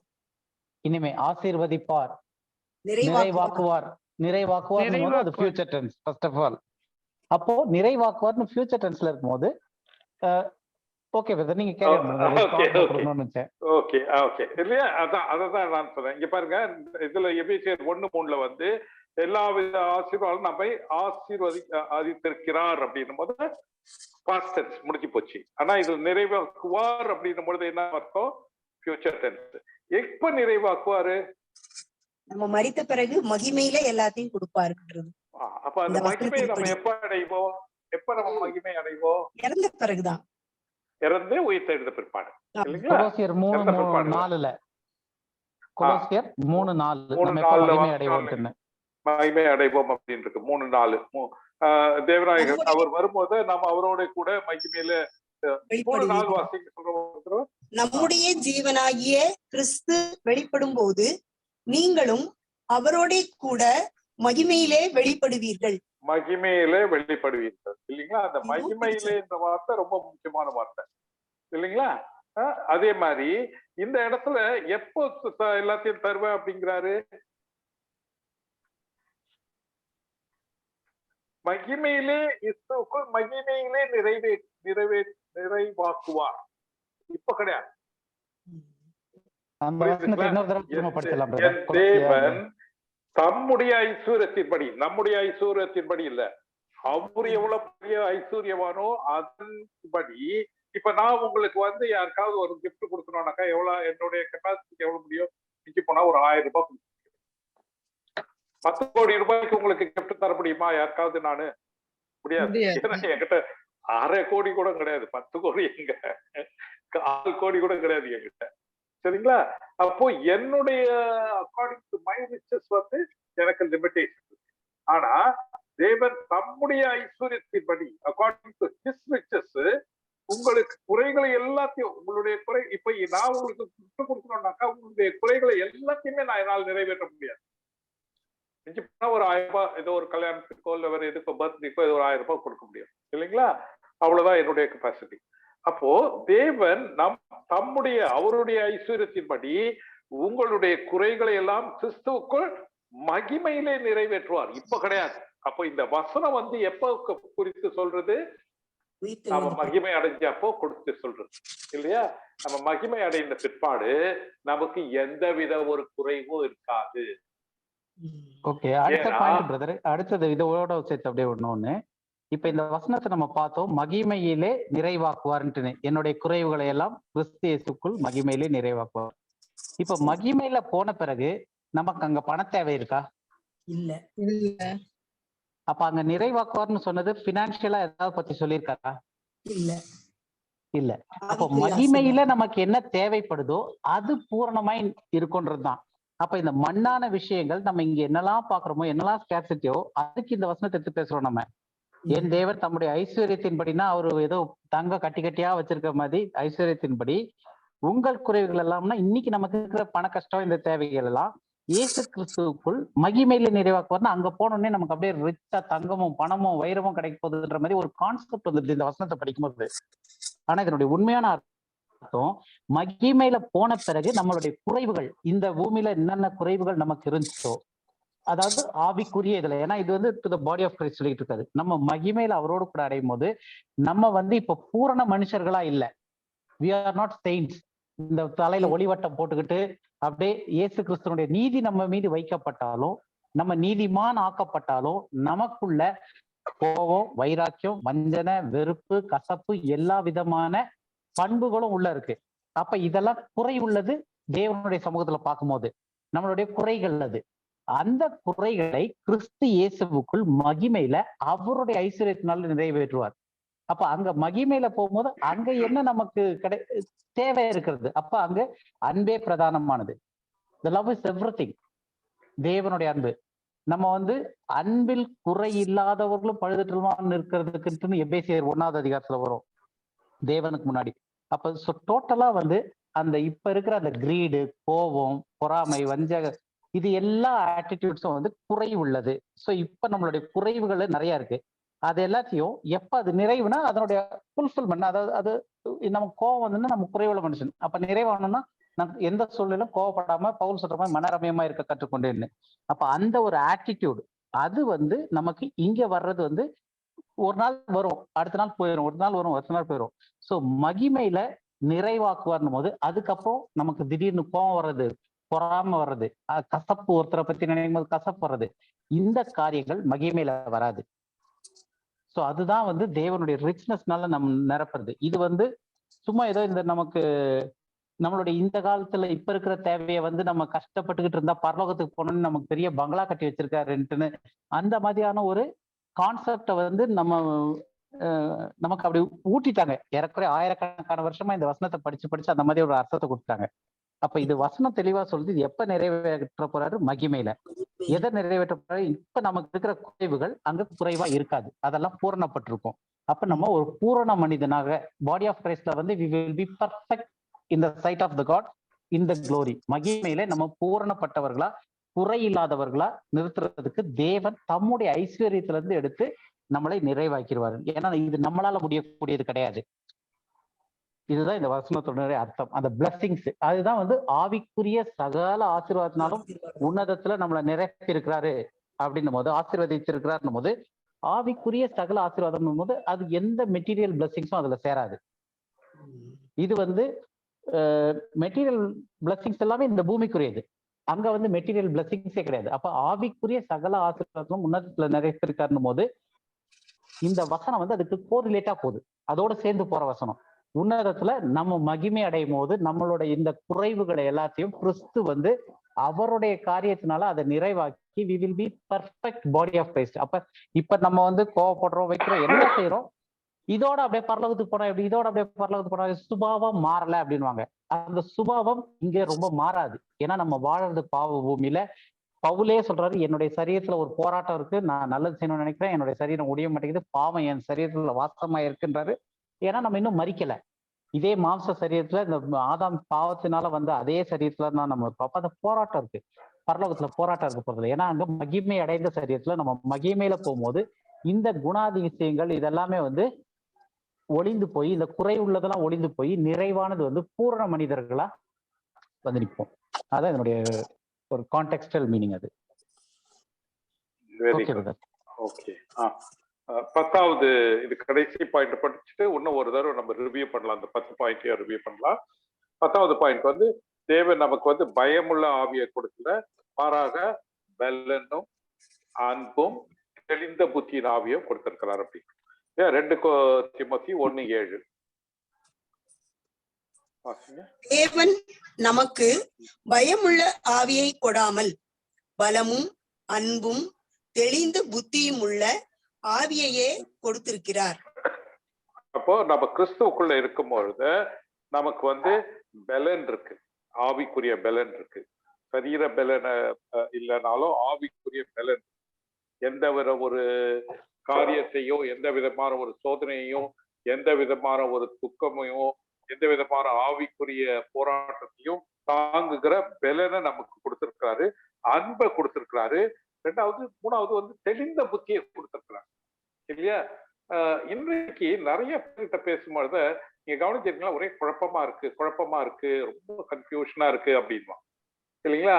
அப்போ நமக்கும் அந்த மாதிரியான ஒரு சுச்சுவேஷன் வரும்போது உட்கார்ந்து ஒரு 10 நிமிஷம் அமைதியா ஒரு வசனத்தை எடுத்து வாசிச்சோ, இல்லாட்டி இருக்கிற வசனங்களை தியானிச்சோ, இல்ல ஆண்டவனுடைய சமூகத்தில் உட்காரும் போது அந்த ஒரு தெளிவு வரும். அப்போ தெளிந்த புத்தி உள்ள ஆவியை கொடுத்திருக்கிறான் நமக்கு. அந்த ஆவி, தேவனுடைய ஆவி நமக்கு தெளிந்த புத்தியை கொடுக்குது. பாருங்க, தேவன் நமக்கு பயத்தின் ஆவியை கொடுக்கல இல்லைங்களா? பயத்தின் ஆவியை கொடுக்காம பலத்தின் ஆவியை கொடுத்திருக்கிறாரு, அன்பின் ஆவியை கொடுத்திருக்கிறாரு, தெளிந்த புத்தியின் ஆவியை கொடுத்திருக்கிறார். கொடுக்க போறாருன்னு சொல்லல, கொடுத்திருக்கிறார் இல்லைங்களா? இது நம்ம என்ன சென்ஸ் பார்க்கணும், எந்த நிகழ்காலமா வருங்காலமா அப்படின்னுட்டு. அந்த இடத்துல பார்த்தோம், நம்ம வருங்காலத்துல கொடுக்குது. மகிமையில் நிறைவாக்குவார் அப்படின்னும் பொழுது என்னது ஃபியூச்சர் டென்ஸ். இந்த இடத்துல கொடுத்திருக்கிறாருங்கிறது ஏற்கனவே கொடுத்துட்டார், பாஸ்ட் டென்ஸ் எல்லாம் கொடுத்துட்டார் அவர் நமக்கு. அந்த அந்த அந்த கொடுத்திருக்கிற அந்த ஆவியில பலன் உள்ள ஆவியை கொடுத்திருக்கிறாரு, அன்பின் ஆவியை கொடுத்திருக்காரு, தெளிந்த புத்தி ஆவியை கொடுத்திருக்காரு. அதை பயன்படுத்த வேண்டியது, அதை அப்ளை பண்ண வேண்டியது நம்ம கிட்டதான் இருக்கு. அப்போ அந்த ஒரு இதை நம்ம ரியலைஸ் பண்ணும்போது, நான் கிறிஸ்துக்குள்ள இருக்கிறேன், நானே கிறிஸ்துவனுடைய சரீரமா இருக்கிறேன். தேவன் எனக்கு பயத்தின் ஆவியை கொடுக்கல, பலனை கொடுத்திருக்காரு, பலனின் ஆவியை கொடுத்திருக்காரு, அன்பின் ஆவியை கொடுத்திருக்காரு, நல்ல தெளிந்த புத்தியை கொடுத்திருக்கிறாரு. குறுக்கு புத்தி இல்ல, ஒரு கன்ஃபியூஸ்ட் புத்தி கிடையாது. அந்த தெளிந்த புத்தி பயத்தின் ஆவிக்கும் ஆப்போசிட்டா தெளிந்த புத்தி உள்ள ஆவி. ரெண்டுமே அந்த பயத்தின் ஆவி பயம் வர்றதுக்கு காரணம் எதுங்க?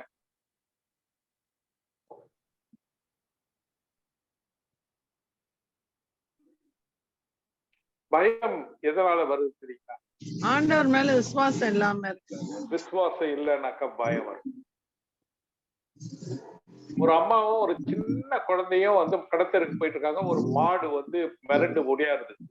வந்த உடனே இந்த புள்ள அம்மாவை பிடிச்சிக்கிட்டு அது அம்மா கிட்ட ஒளிஞ்சிக்கும். அதனுடைய நம்பிக்கை என்ன, அம்மா கிட்ட நம்மளை காப்பாத்துவாங்க. ஆக்சுவலா அம்மாவே பயந்து நடுங்கிட்டு இருப்பாங்க. அங்க மாடை பார்த்து அம்மாவே பயப்படுவாங்க. ஆனா இந்த புள்ள அம்மாவை தான் நம்ம காப்பாத்துவாங்கன்னு சொல்லிட்டு அதனுடைய பக்தி, அதனுடைய நம்பிக்கை எல்லாமே அந்த அம்மா மேலதான் இல்லையா? அந்த மாதிரி நமக்கு தேவன் மேல இருக்கிற அந்த ஒரு நம்பிக்கை இருந்ததுன்னா, விசுவாசம் இருந்ததுனாக்கா பயம் வராது. என் தேவன் என்னை காத்த தேவன், என்னை நீதிமானாக்குன தேவன், என்னை பரிசுத்தரமாக்குன தேவன், என்னை ஸ்திரப்படுத்துற தேவன், என்னை ஆசீர்வதிக்கிற தேவன், என்னை அபிஷேகித்திருக்கிற தேவன், என்னை மறைத்து வைத்திருக்கிற தேவன், எல்லா விதமான துன்பங்கள்ல இருந்தோம், இதுல இருந்தோம் என்னை காப்பாற்றுவார். எனக்கு பயத்தின் ஆவியை தரல, பலனை கொடுத்திருக்கிறார், பலனின் ஆவியை கொடுத்திருக்கிறார், அன்பின் ஆவியை கொடுத்திருக்கிறார், தெளிந்த புத்தியை கொடுத்திருக்கிறாருன்றதை நம்ம ரியலைஸ் பண்ணோம்னாக்கா அந்த பயத்தின் ஆவி. பயப்படுறதே ஒரு பாவம் அப்படின்னு சொல்லிட்டு நம்ம பாக்குறோம். வெளிப்படுத்தி அந்த நரகத்துக்கு போறவங்க எல்லாம் யாரெல்லாம் போவாங்கன்னும் போது அதுல பயப்படுறவங்க போவாங்க. 20 பயப்படுறவங்களும் நரகத்துக்கு போவாங்க அப்படின்னு. அப்போ அந்த பயப்படுறவங்களுடைய எதனால அவங்களுடைய பாவம் என்னன்னாக்கா, அவங்க தேவனை நம்பல, தேவனை விசுவாசிக்காதனாலதான் அவங்களுக்கு அந்த தைரியம் இல்லை. தேவனை விசுவாசிக்கிறவங்களுக்கு அந்த பலத்தின் ஆவி இருக்கும், தெளிந்த புத்தி இருக்கும், அன்பின் ஆவி இருக்கும். சரிங்களா? நம்ம ஒரு தடவை 10 பாயிண்ட் பார்த்துக்கோ. முதல்ல இருந்து ஒரு தடவை பார்க்கலாம். நம்ம பார்த்துட்டு உங்களுக்கு இதுல ஏதாவது டவுட்ஸ் இருந்ததுனாக்கா தயவு செய்து அது எல்லாருக்கும் பயனுள்ளதா இருக்கும். ரொம்ப சீக்கிரம் 7:10 தான் ஆகுது. முதல்ல வந்து நான் நீதிமான் ஆக்கப்பட்டிருக்கேன். நான் ஜஸ்டிஃபைட் ஆக்கப்பட்டிருக்கின்றோம் இல்லையா? நீதிமான்களாக ஆக்கப்பட்டிருக்கின்றோம். இரண்டாவது வந்து தேவனுக்கு சொந்தமானவன். I belong to God. நான் தேவனுக்கு சொந்தமானவன். மூணாவது வந்து கிறிஸ்துவின் சரீரத்தின் அவயங்கள். we are the body of Christ. கிறிஸ்துவனுடைய சரீரத்தினுடைய அவயங்கள். நாலாவது வந்து தேவனால் நிலை பெற்று அபிஷேகப்பட்டு முத்திரையிடப்பட்டிருக்கும். நம்ம அவர் வந்து ஸ்திரப்படுத்தி இருக்கிறாரு, அபிஷேகப்படுத்தி இருக்கிறாரு, முத்திரையிட்டும் இருக்கிறார். முத்திரை இருக்காருனாக்கா அந்த முத்திரையை யாராலும் உடைக்க முடியாது. சரிங்களா? அஞ்சாவது வந்து என்னிடத்துல நற்கிரிகளை தொடங்கிற அவர் கிறிஸ்துவனுடைய நாள் பரியந்தம் எல்லாத்தையும் நிறைவேற்றுவார், அவரே நிறைவு செய்வார் என்றதை உறுதியாக நம்புகிறோம். தொடங்கினவரும் அவரு,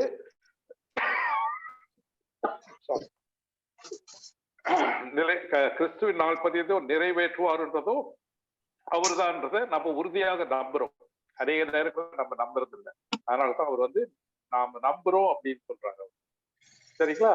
ஆறாவது வந்து நான் என்னுடைய குடியிருப்பே பரலோகம். நான் இந்த உலகத்துக்கு சொந்தமானவன் அல்ல. என்னுடைய சிட்டிசன்ஷிப்பே பரலோகம். நான்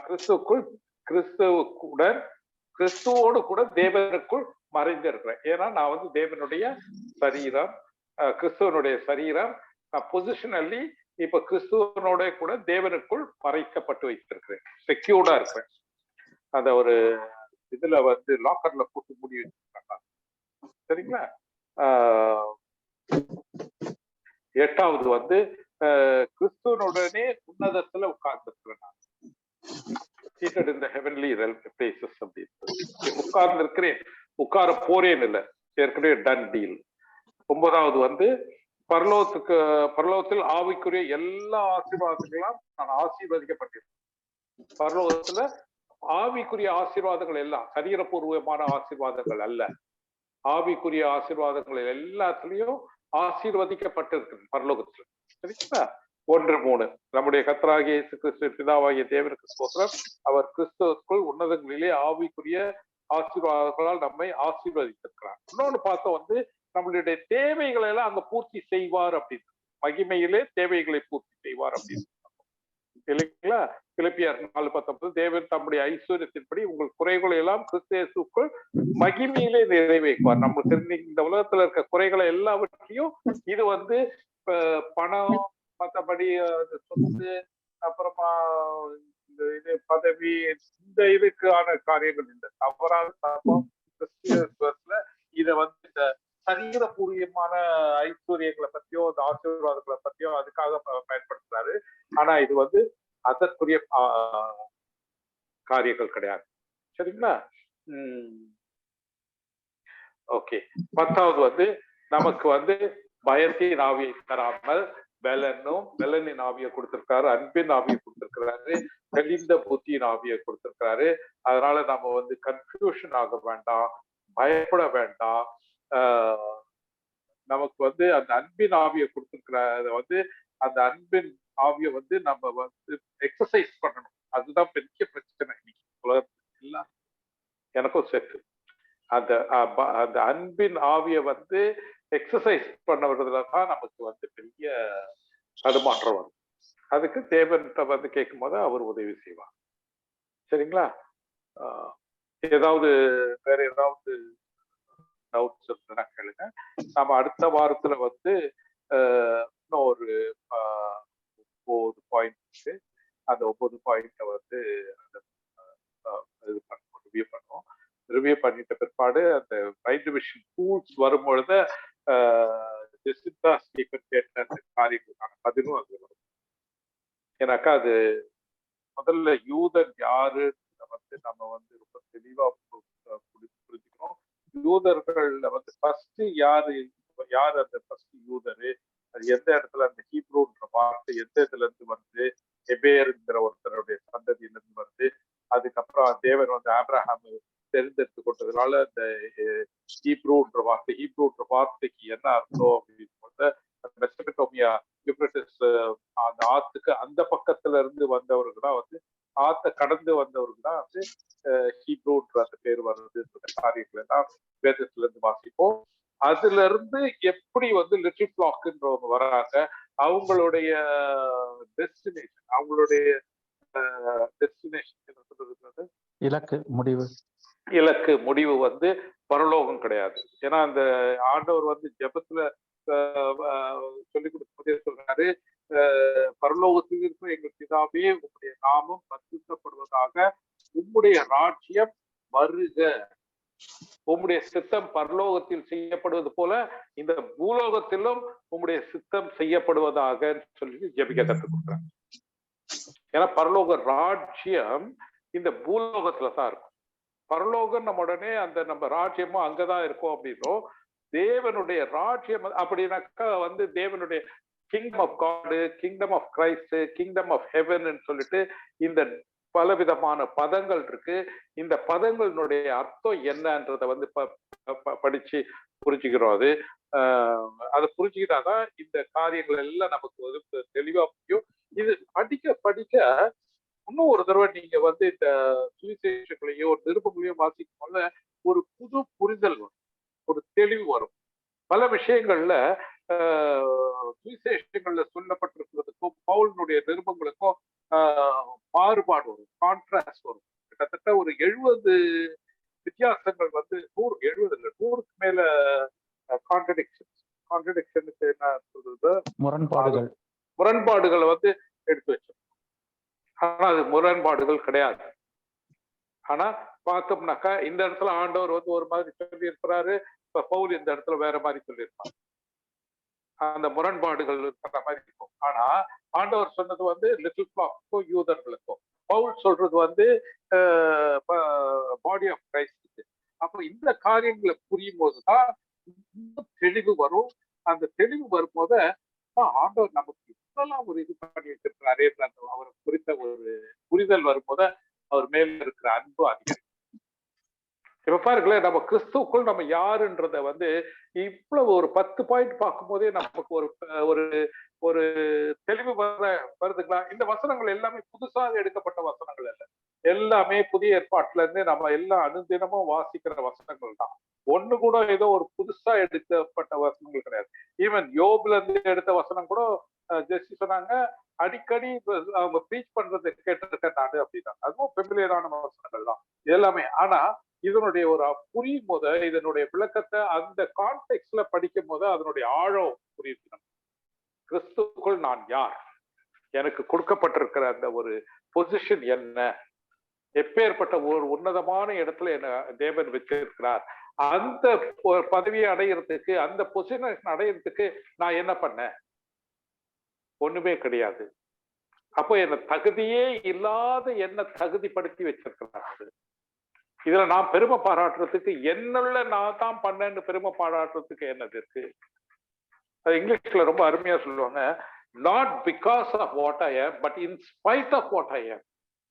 நான் யாருன்றதுனால என்ன தேர்ந்தெடுக்கல தேவன், நான் எப்பேற்பட்ட மோசமானவனா இருக்கேன்றது அது தெரிஞ்சும் என்னை வந்து தேவன் வந்து தேர்ந்தெடுத்திருக்கிறார். நான் பெரிய யோகிய, நான் ஒரு பெரிய பரிசுத்தவான், நான் ரொம்ப நல்லதெல்லாம் செஞ்சேன் அதனால என்ன தேர்ந்தெடுத்தது கிடையாது. தகுதியே இல்லாத என்ன தகுதிப்படுத்தி வச்சிருக்கிறாங்க. அதுவும் நினைச்சு பார்க்க முடியாத அளவுக்கு நம்மளை தகுதிப்படுத்தி வச்சிருக்கிறாங்க.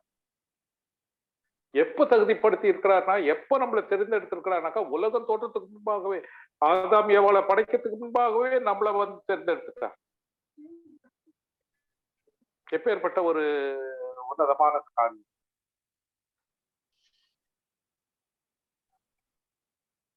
சரிங்களா?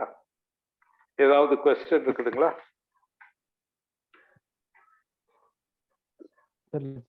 ஸ்டீஃபன் கண்மணி எல்லாம் போயிட்டு இருக்காங்க, கட் ஆயிட்டு இருக்குன்னு நினைக்கிறேன். கட் ஆயிடுது. ஓகே, ஜெசிதா ஸ்டீஃபனும் கண்மணி 2 பேரும் கட் ஆயிட்டு இருக்காங்க. இல்ல அவங்களுக்கு வந்து இது பசங்க 2 குட்டி பசங்க இருக்காங்க, பயங்கரமான. ஓகே, நம்ம ப்ரேயர் பண்ணிட்டு சிஸ்டர் விமலா சிஸ்டர், நீங்க ப்ரேயர் பண்ணீங்களா?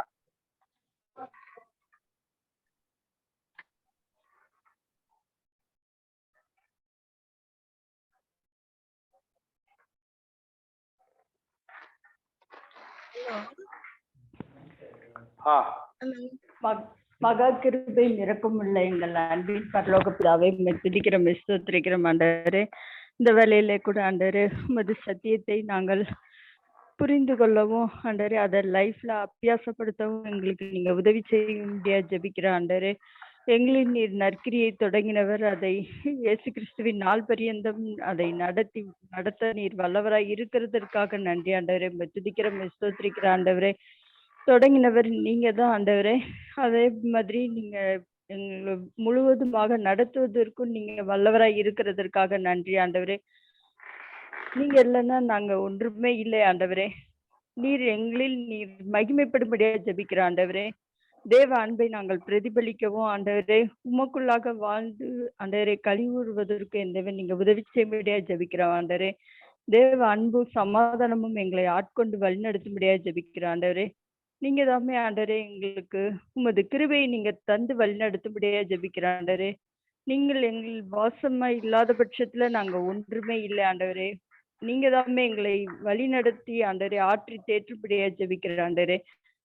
துதிக்கிற ஸ்தோத்திரிக்கிற ஆண்டவரே. எல்லாவற்றிற்கும் மேலாக ஆண்டவரே தேவ சமாதானமும் தேவ சந்தோஷமும் ஆண்டவரே தேவ அன்பும் ஆண்டவரே எங்களில் இருந்து தங்கி தரிக்கும்படியா ஜெபிக்கிற ஆண்டவரே. கிறிஸ்துவுக்குள்ளாக இன்னும் நாங்கள் ஆண்டவரே பூர்ணப்பட எங்களுக்கு நீங்க உதவி செய்ய முடியாது ஜெபிக்கிற ஆண்டவரே. நீங்க இல்லைன்னா நாங்க ஒன்றுமே இல்லை ஆண்டவரே. துதிக்கிற ஸ்தோத்திரிக்கிற ஆண்டவரே. எல்லாவற்றையும் நாங்கள் கடந்து வருவதற்கு என் தேவன் நீங்க உதவி செய்ய முடியாது ஜெபிக்கிற ஆண்டவரே. உமது அன்பை ஆண்டவரே பிரதிபலிக்க எங்களுக்கு நீங்க உதவி செய்ய முடியாது ஜெபிக்கிற ஆண்டவரே. உமது கிருபையினால் வழிநடத்த முடியாது ஜெபிக்கிற ஆண்டவரே. இயேசு மூலம் ஜெபம் கேட்கிற நல்ல பிதாவே, ஆமென். ஆமென். ஆமென். ஆத்மாவே கர்த்தரை ஸ்தோத்திரி, ஸ்தோத்திரி, முழு உள்ளமே உம்முடைய பரிசுநாமத்தை ஸ்தோத்திரி, என் ஆத்மாவே கர்த்தரை ஸ்தோத்திரி, கர்த்தர் செய்த சகல ஆமென். கடந்த ஒரு 15ஆம் தேதியில இருந்து சாம் வீட்டுக்கு வந்துட்டு நல்லா என்ஜாய் பண்ணோம். சிஸ்டரும் சாமும் தம்பியும் அருமையா பாத்துக்கிட்டாங்க. கண்ணை மூடுனாக்காவே அந்த வீடு தான் அப்படியே கண்ணு முன்னாடி வருது. அக்காவை பார்த்தோம், இவ்வளவு நாள் ஃபர்ஸ்ட் டைம் அக்காவை அண்ணனையும் பார்த்தோம். எல்லாருமே நிறைய உங்களை தவிர நான் தான் உங்களையும் பார்த்திருக்கேன். விமலாக்கும் எல்லாரும் வீட்டுக்கு வந்திருக்கிறேனே பார்த்ததுக்கு ரொம்ப சந்தோஷமா இருந்தது. வாழ்நாள்ல வந்து இந்த மாதிரியான ஒரு நல்ல ஃபெலோஷிப் வந்து பெங்களூர்ல இருந்து இப்படி வரலாம் இந்த சைடு. அங்க வந்துட்டாங்க, நாங்களும் அங்க வந்து ஜெஸ்ஸியோட டைம் ஸ்பெண்ட் பண்ணிக்கலாம். ரொம்ப சந்தோஷமா இருந்தது. கர்த்தருக்கு நல்லா என்ஜாய் பண்ணோம். பிரதருடைய சாப்பாடு, சிஸ்டருடைய ஐயோ நினைச்ச நேரம்லாம் அந்த பாவம் சிஸ்டர் தான் வந்து கண்டினியூஸா டீ போட்டுட்டு இருந்தாங்க. பிரதர் எல்லாத்துக்கும் நல்ல சாப்பாடு. பிரதர்ஸும் பாவம் கண்டினியூஸா டீ குடிச்சுக்கிட்டே இருந்தோம் பிரதர். சொல்லுங்க. இல்ல சிஸ்டர் பாவம் கண்டினியூஸா டீ போட்டுக்கிட்டே இருந்தாங்க. நீங்க அதான் நான் சொன்ன பிரதர்ஸும் பாவம் கண்டினியூஸா டீ குடிச்சுக்கிட்டே இருந்தோம் அப்படின்னு. அவங்க போட்டு ஆள் குடிக்கிறதுக்கு இல்லைன்னா என்ன பண்றது, அதனால நம்ம கஷ்டப்பட்டு. ஆமா ஆமா. தம்பி இவரை பார்க்கும்போது ரொம்ப சந்தோஷமா இருந்தது. வில்லியமோட பேசும்போது ஒரு மாதிரி ரொம்ப நல்லா. காலையில ஒரு காஃபி, சாயந்தரம் ஒரு காஃபி கிடைக்கிறது ரொம்ப கஷ்டமா இருக்குது வீட்டுல. ரொம்ப நல்லா என்ஜாய் பண்ணோம். கர்த்தர் வந்து ஆசீர்வதிக்கணும். அவங்கள வந்து இன்னும் அதிகமாக அவங்களுக்கு பலத்தையும் சுகத்தையும் கொடுத்தா. தேங்க்யூ. அக்காவை பார்த்தது, அண்ணாவை பார்த்தது வந்து ரொம்ப சந்தோஷம். அண்ணனையும் அக்காவையும் பார்த்துட்டு எங்களுக்கு ரொம்ப சந்தோஷமா இருந்தது. எல்லாரையும் பார்த்தது. வெறும் போன்ல குரல் தான் கேட்டுட்டு இருந்தோம். ஆமா, வெறும் போன்ல குரலை தான் கேட்டுட்டு இருந்தோம். நேர்ல பார்த்தது சந்தோஷமா இருந்தது. அக்கா வந்து பேசுறது அப்படியே மணிக்கணக்கா கேட்டுக்கிட்டே இருக்கலாம். அப்படி ஒரு நல்ல என்ஜாய் பண்ணோம் ஒவ்வொரு கர்த்தர் வந்து பிரதர் ஆசீர்வதிச்சு அவ்வளோ ஒரு பெரிய வீட்டை வந்து எல்லாருக்கும் வந்து ஒரு இதுவா வரதுக்காக வந்து இது கொடுத்து வந்து என்ஜாய் பண்றதுக்கான ஒரு நல்ல என்ன சொல்றது அது எனக்கு சரியான வார்த்தை வரல, பட் ரொம்ப என்ஜாய் பண்ணுவாங்க. சார் அந்த பறவைகள் சரணாலயம் மாதிரி சார் அது சரணாலயம் மாதிரி கரெக்ட். வந்து தங்கி உண்டு மகிழ்ந்து எல்லாமே ரிலாக்ஸ் பண்ணதுக்கு கர்த்தர் பிரதருக்கு வந்து ஆசீர்வதிச்சதுக்கு ஸ்தோத்திரம். நன்றி. Okay, thank you brother, thank you. Thank you sir. Praise Lord. Praise Lord. Thank you.